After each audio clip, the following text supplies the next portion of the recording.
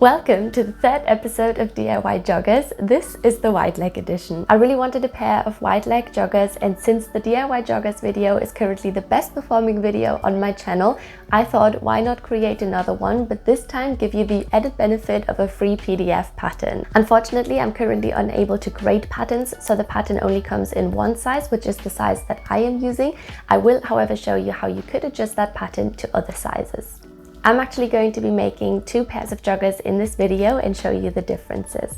One pair is going to be a classic jogger similar to this one with the typical sort of waistband and drawstrings, and the other one is going to be a little more seamless, similar to this one, where you can't really tell where the waistband ends and starts, and it's just a little more clean looking. And with that said, let's get started.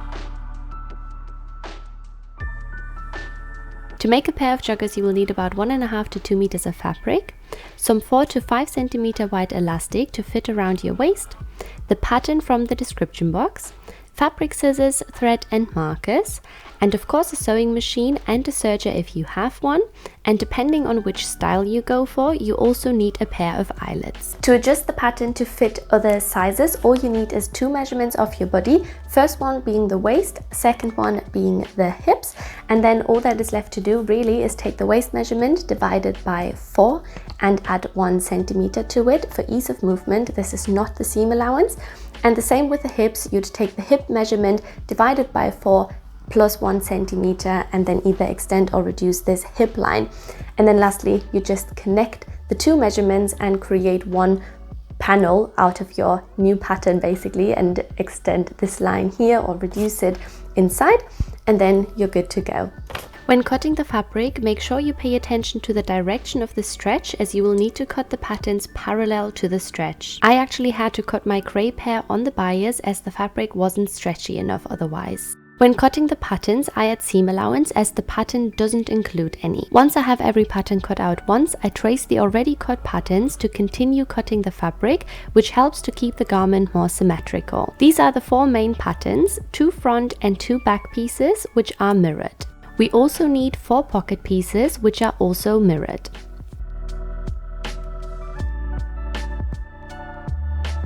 The first step is to attach the pockets to the side of the joggers, right sides together, and of course aligning the pockets with the pocket notches. The pockets need to be attached with a straight stitch.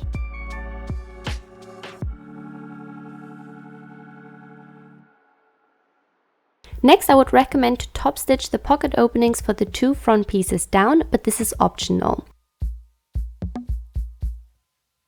The top stitching should not go all the way down the entire pocket, but only about 10 to 12 centimeters. I pin the pocket underneath in place and then sew kind of the shape of a trapezoid onto it.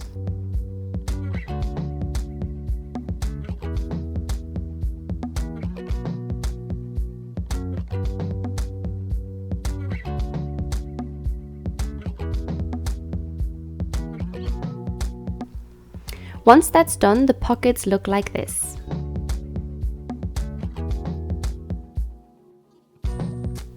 The next step is then to close the side seams of the joggers, so we take the front and back pieces, fold them right sides together and sew all along the side and pocket.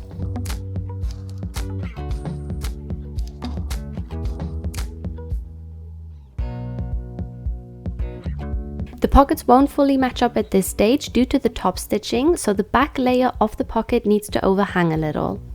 Once the sides are shut, the pieces look like this and the pocket should still be fully opened.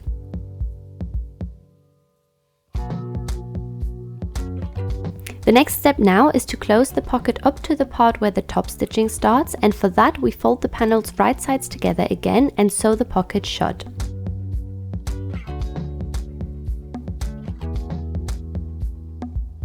You should be able to see where the top stitching finishes, so you can use that as a guide. Next, we take the leg panels and put them right sides together and sew along the front and crotch curve. We need to make sure to attach the matching curves, so basically attach the 2 front pieces and the 2 back pieces with each other.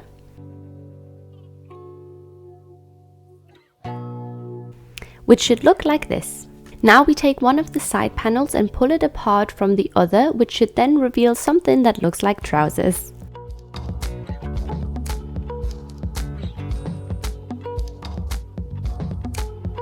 We then need to close the inside of the pants, starting at the crotch, so nothing will move around while sewing.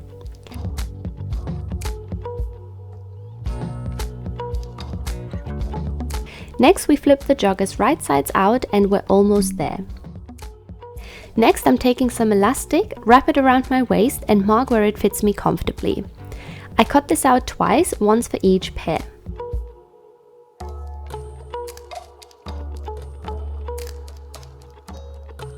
Next, I sew this into one loop.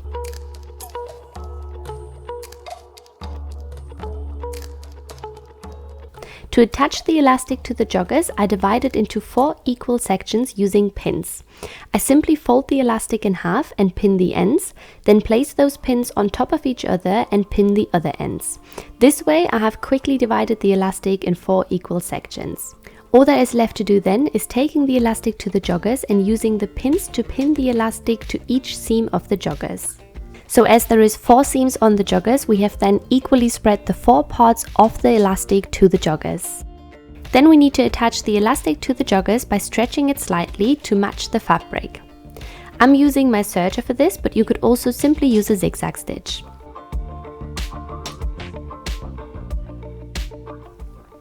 For the simpler version of the joggers, we then need to fold the elastic into the joggers and attach it to the seams with a couple of stitches.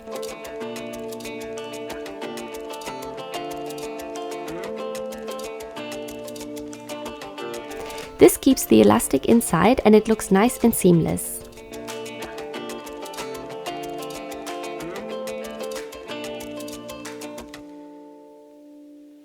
To create the drawstring for the grey joggers, I'm using my tape measure as a guide. I just wrap it around me and test how long I'd like the string to be and then check the measurement on the tape. I then cut out a piece of fabric that matches that length, and for this it actually is better if it isn't fully stretchy.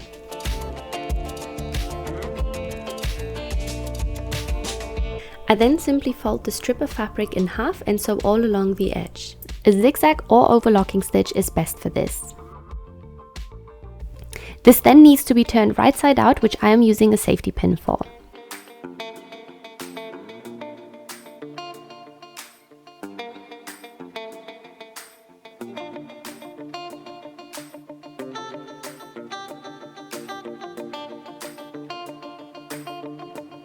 I repeat the same procedure for the grey joggers like I did for the simple version.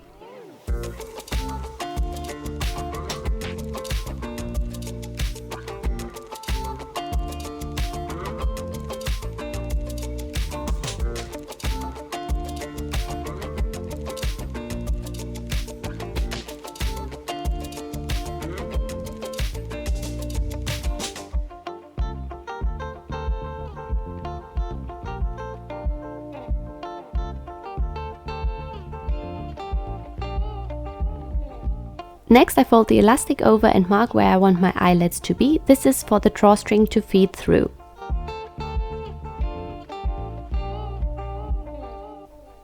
I then use some scissors to poke holes in the fabric and follow the instructions on my eyelet kit to install the eyelets.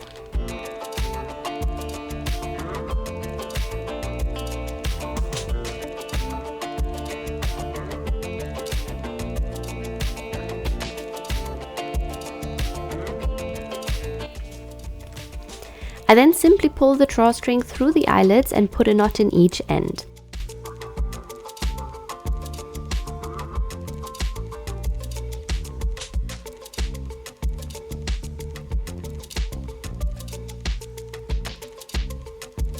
To finish the waistband off, I sandwich the drawstring between the joggers and the elastic and pin the elastic onto the joggers.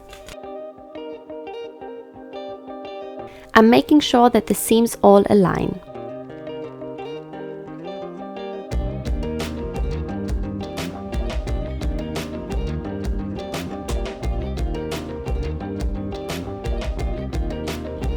Next, I'm sewing the waistband shut by stretching the elastic and the fabric and sew all along from the inside with a straight stitch. And with that, the waistband is done. Lastly, we need to hem the joggers, and for that I recommend you pin the hem when sitting, as this way you can really tell how long you'd like the joggers to be. I had to trim mine a little bit, so I marked where I wanted my hem to finish, cut the fabric just underneath that, and then overlocked those edges.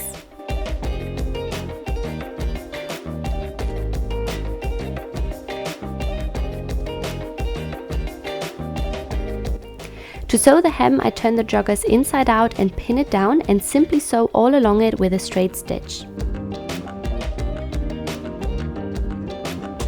I of course do the same on the other side and the other pair, and with that we are done and have 2 new pairs of joggers.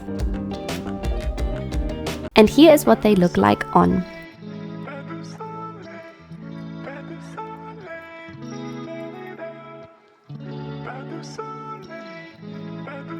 I am super happy with the outcomes. I already know that I will be wearing those on a daily basis, feeling comfortable yet fabulous.